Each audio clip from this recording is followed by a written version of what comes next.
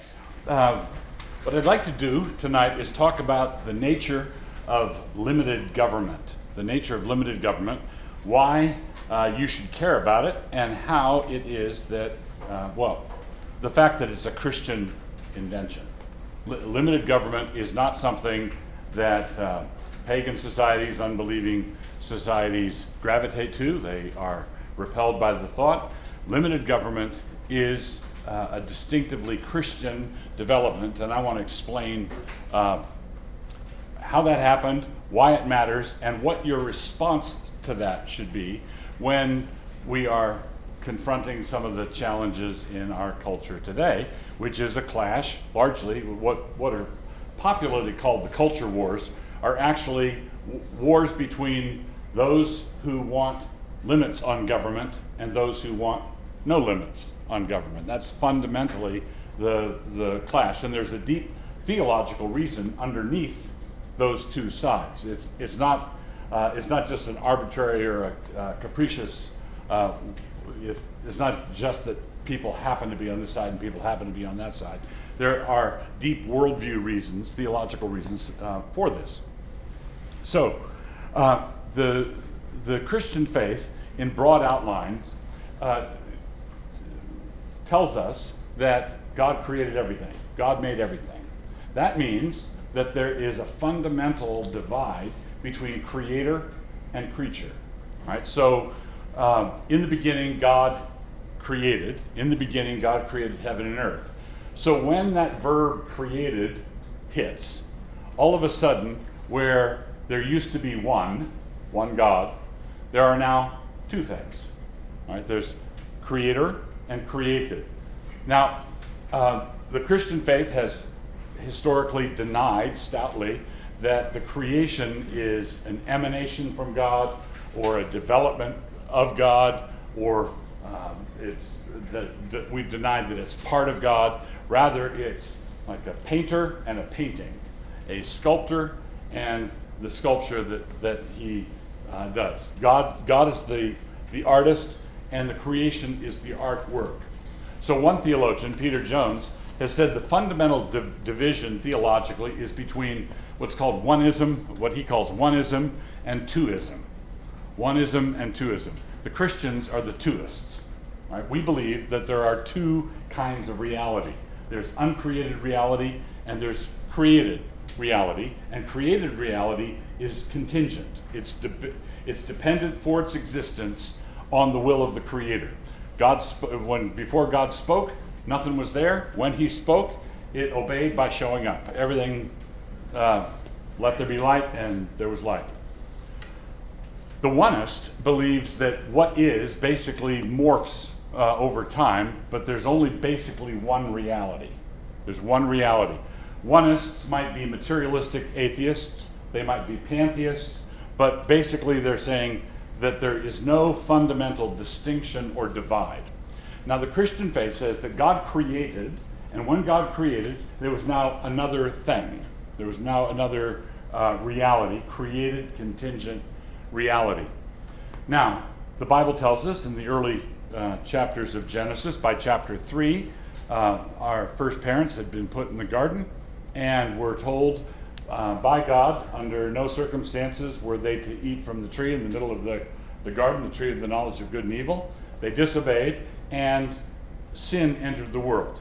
Sin entered the world when Adam obeyed his wife, followed his wife, took the fruit, and ate it. So we have two realities going on. We are one, creatures. All of us here are creatures. There was a time when you were not. Right? There was a time when you were not. We're creatures. Our existence is finite, limited, bounded, contingent. So we're creatures. But not only that, we're also fallen creatures. We inherited a propensity to sin from our first parents. The world is, taking one thing with another, a screwed up place. Right? The world does not run smoothly. The world has got there are a lot of appalling evil deeds that are being perpetrated on a large scale all over the world as we speak. So we are created and we are fallen. We are created and we are fallen. And now introduce the next problem. There are billions of us.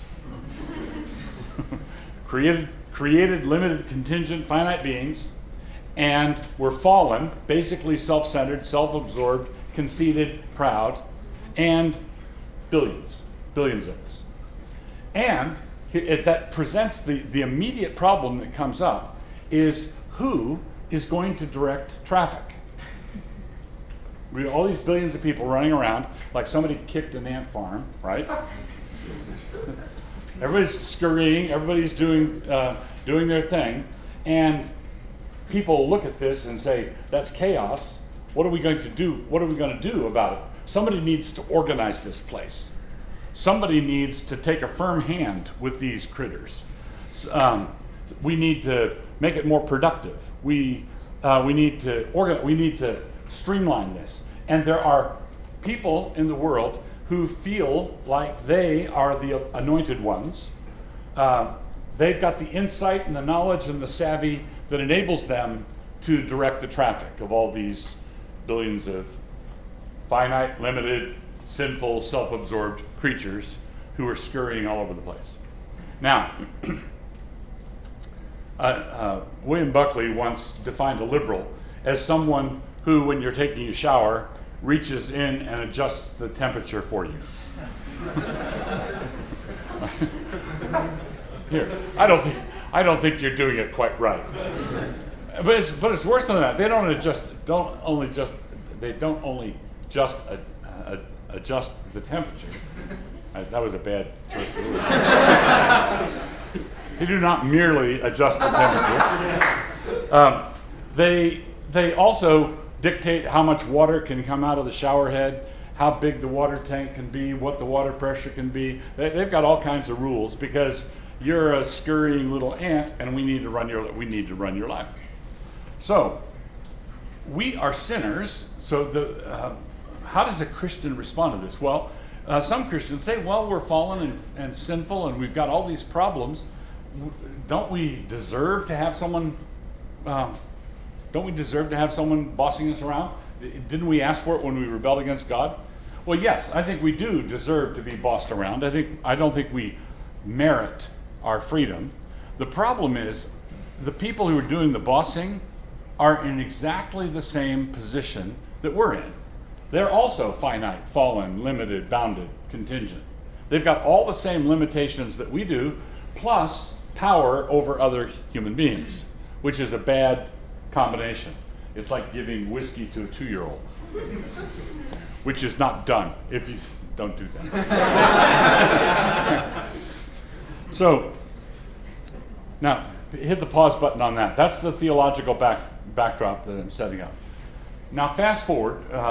Many contemporary evangelical Christians have a very emaciated view of history and church history. Okay, so if you ask a modern pop evangelical, when did your church start? 1978, I think it was, when our pastor came to town and planted the church. That's how far back they go. Modern, and not just Christians, but contemporary Americans think of history like a series of ponds. There's the pond called the 80s. And people lived around the pond in the 80s. And there were people lived around the pond called the 50s. And they've got it parsed out in decades. And generally their awareness, it starts to fade away in the early 20th century. I think about as far back as people go is the 20s, right? I've got some idea of the 20s. The 20s, the 50s, the 80s, and then you've got photographs of your parents in one of those living in the weird clothing they had. But before you get on your high horse, ye sinners, 30 years from now, your kids are going to be looking at photographs of you dressed exactly the way you are tonight, and they're going to think it's hilarious. Just put a pin in that. All right, back on track. So we have, but in reality, history, and in reality, church history is a river. It's not a series of ponds. It's a river, And what happens upstream matters downstream. What happens upstream affects all of us. One of the things that happened in the over the course of church history over the last 2,000 years, which also erase from your mind any notion that church history is a function of people walking around with a holy glow. You know, early church martyrs with the, you know, and the weird voiceovers and there's a saintly glow and church history. The more you learn about it, the more it resembles a 2,000-year-old cafeteria food fight. But there are good guys and bad guys in the cafeteria food fight. There are many blessings that have come out of it over the long haul, but God is sovereign, as you've probably heard me say. God is sovereign, and he draws straight with crooked lines.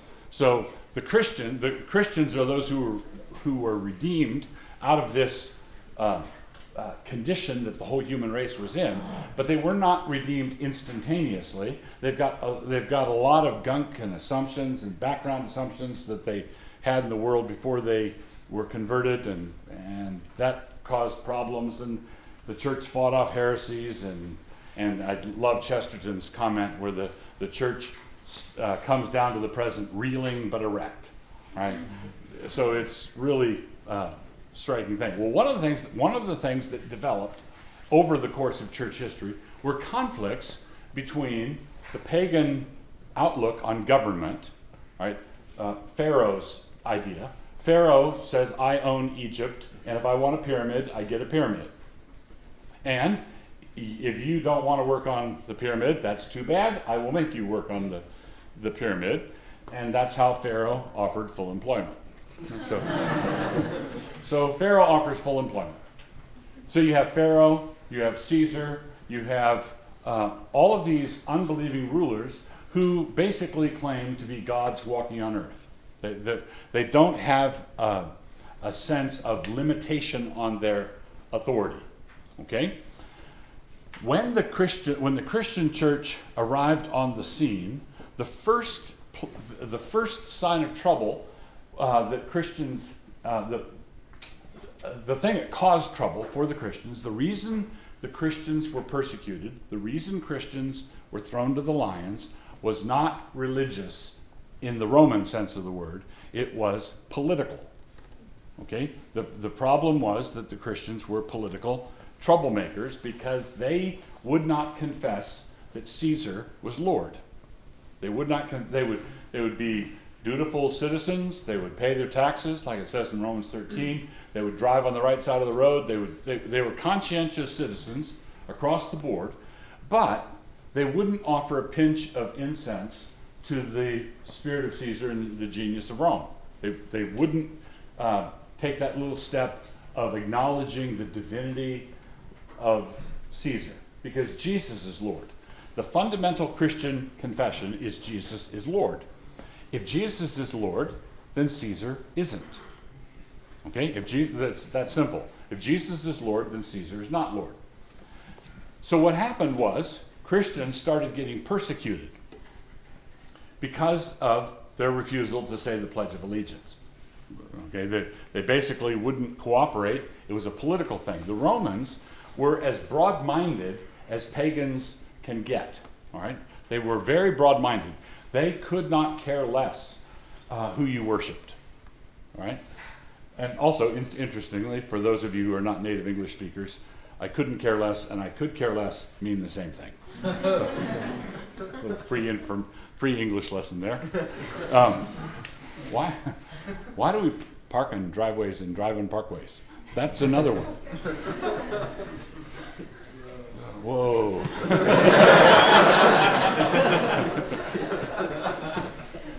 So what you have is the Romans couldn't care less if you worship Jesus. Fine, knock yourself out, worship Jesus. What they insisted on, however, was that you give a little pinch of incense to Caesar. That's all you have to do. And the Christians would not do that, and that's where all the persecutions came from. Okay? Now, I'm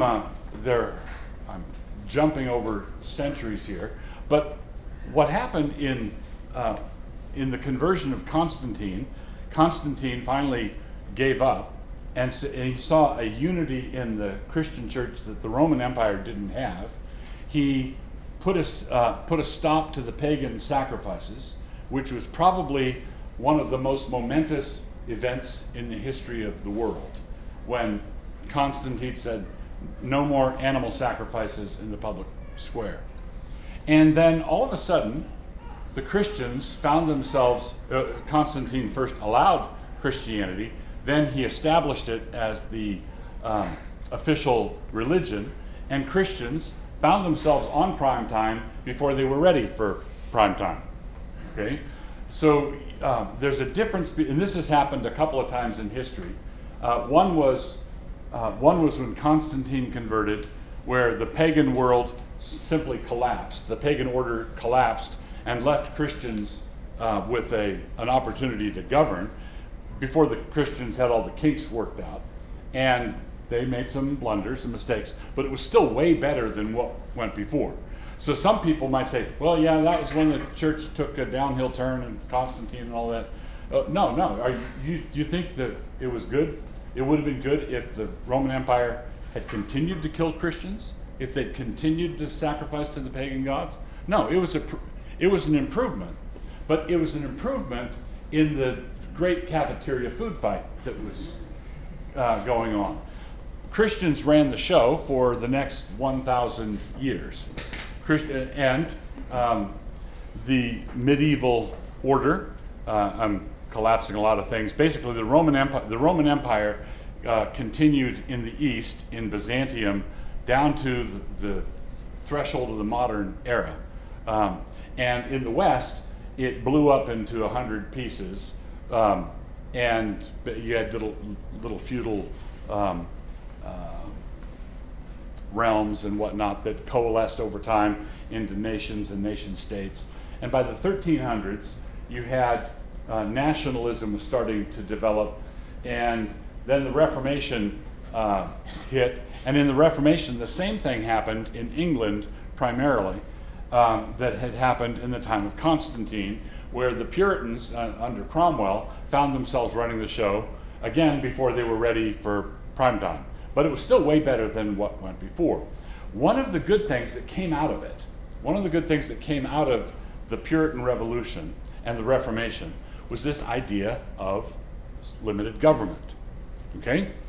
Now, there are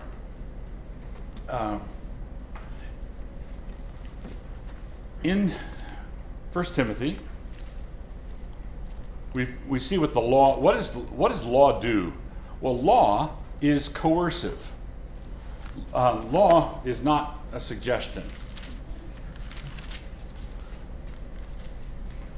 So we know in 1 Timothy 1 verse 8, but we know that the law is good if a man use it lawfully. So what's the law for? Knowing this, that the law is not made for a righteous man, but for the lawless and disobedient, for the ungodly and for sinners, for unholy and profane, for murderers of fathers and murderers of mothers, for manslayers, for whoremongers, for them that defile themselves with mankind, for men stealers, for liars, for perjured persons, and if there be any other thing that is contrary to sound doctrine, according to the glorious gospel of the blessed God, which was committed to my trust. In the Reformation, a distinction developed where we hammered out what are called the three uses of the law. The three uses of the law. This is one of them. It's to restrain wicked men outside the church. The law gives us information on what sorts of things to say no to, or murder, rape, that kind of evil. The people that are being described here are obviously not people in the church. The law is made to restrain bad guys. Then the second use of the law is the evangelistic use of the law in Galatians. The law was given to teach me that I'm a sinner and that I need forgiveness. So the law convicts me of my sin. That's what brings me to Christ. The third use of the law, and Lutherans and Reformed have different orders of the three uses. They have the same three uses, but sometimes the order varies. The third use of the law is information for the Christian on what love looks like. So if I'm wondering, how do I love my neighbor? I borrowed the lawnmower and it blew up while I was mowing my lawn. What does love look like? Well, I go to the law, and the law tells me that if I borrowed it, I owe him a lawnmower. If he rented it to me, I don't owe him a lawnmower. The law tells me what the duties or obligations of love would be. So you have restraining the wicked, what the cops do when they are restraining violent people. Secondly, evangelistic, and then third, an aid to you in your sanctification. Now, the people he's talking about here, the lawless, disobedient, ungodly, sinners, unholy, profane, murderers of fathers, murderers of mothers, these people need to be sat on. These people, you don't reason sweetly with them. You have to restrain them. The problem is, if you are a thoughtful Christian, you understand that the cops are made out of the same material, right? The cops are fallen. The cops are capable of doing awful things, right? It's not just as our country is blowing up right now because people are they're not taking a biblical view on this at all. They're either saying Black Lives Matter or Blue Lives Matter, and what we ought to be saying is, wait, evidence matters, truth matters, right? I don't. If you hear about a shooting where a cop shot somebody, and you have to find out what color everybody was before you know what to think about it, then you are the problem, right? That's the problem. It has. If the colors make a difference, then that is an anti-Christian frame of mind. So the statue of Lady Justice, blindfolded, holding up the scales, is a profoundly biblical, Mosaic, Christian, Sermon on the Mount kind of reality. We want to administer justice as though truth mattered, not my faction, not my party, not my ethnic group, but truth, okay? So we as Christians know that the criminals are sinners, and we know that the cops are sinners. We know that the citizenry are sinners, and we know that the congressmen are also sinners. Everybody's a sinner. Now what do? We have to restrain these bad guys, and the law is given to us to restrain these bad guys, but we also have to restrain the restrainers, don't we? We have to do something about the people who have the guns officially. Now I'm telescoping a lot of history together here, but this was one of the great achievements of the American founding. The American founding was an extraordinary event. Now I need to say something here that's important, because there's a group of nationalistic political conservatives who like to talk about national greatness, and they like to talk about America as an exception. They call it American exceptionalism. All right, America is absolutely unique in the history of the world. Well, when Babylon was on top of their game, they believed in Babylonian exceptionalism. When the Persians were on top of the world, they believed in Persian exceptionalism. When the Romans were, they believed in Roman exceptionalism. When the British ran the world, they believed in British exceptionalism. And at each period when these empires were on top of the world, nobody could imagine any circumstance where that wouldn't be the case.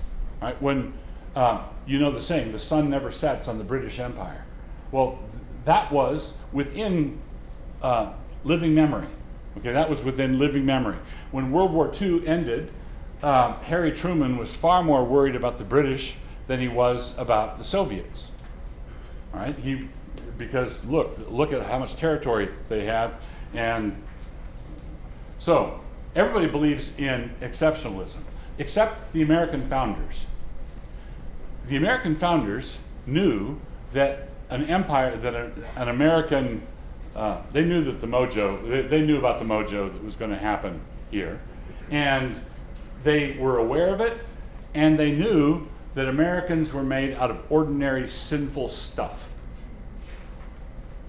And that was exceptional. In other words, the exceptional thing about the American founding is the Constitution baked limited government into our system of government, and they did so because they had a biblical view of man as sinner. That's why.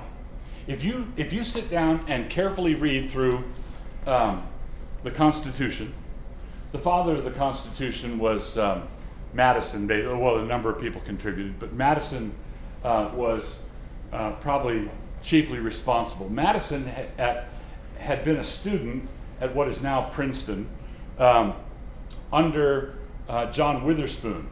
Witherspoon was a Scottish Presbyterian minister who had come over from Scotland, and he was the only clergyman to sign the Declaration of Independence, and he was the instructor for a number of the founding fathers.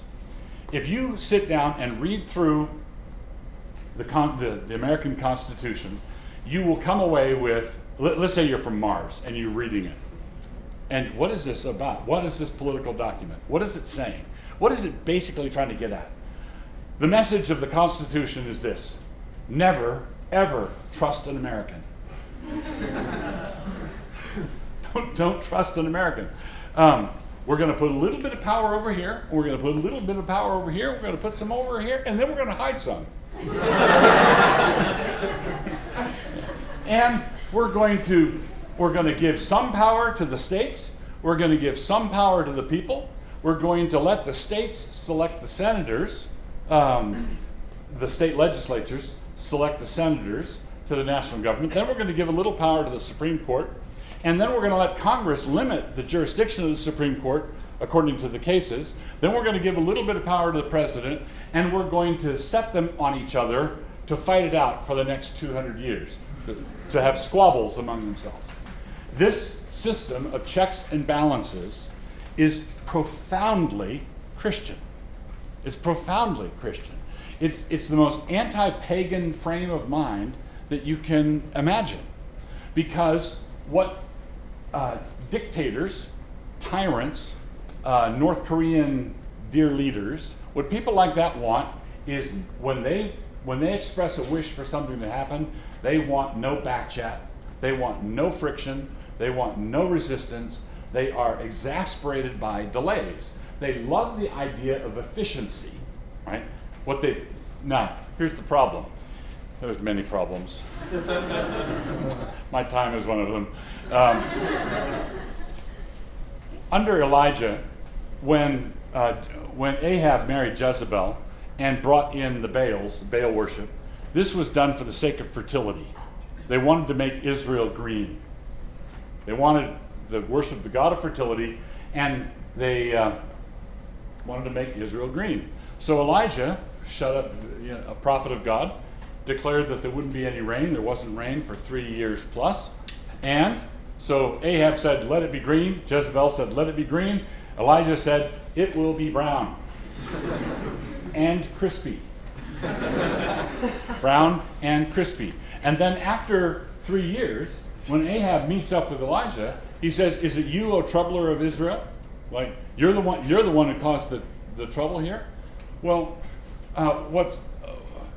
what this boils down to is that we want to keep the thing that we're worshiping, right? You want to worship the God of green, and we turn it brown. We want to worship the God of liberty, and we find ourselves in chains.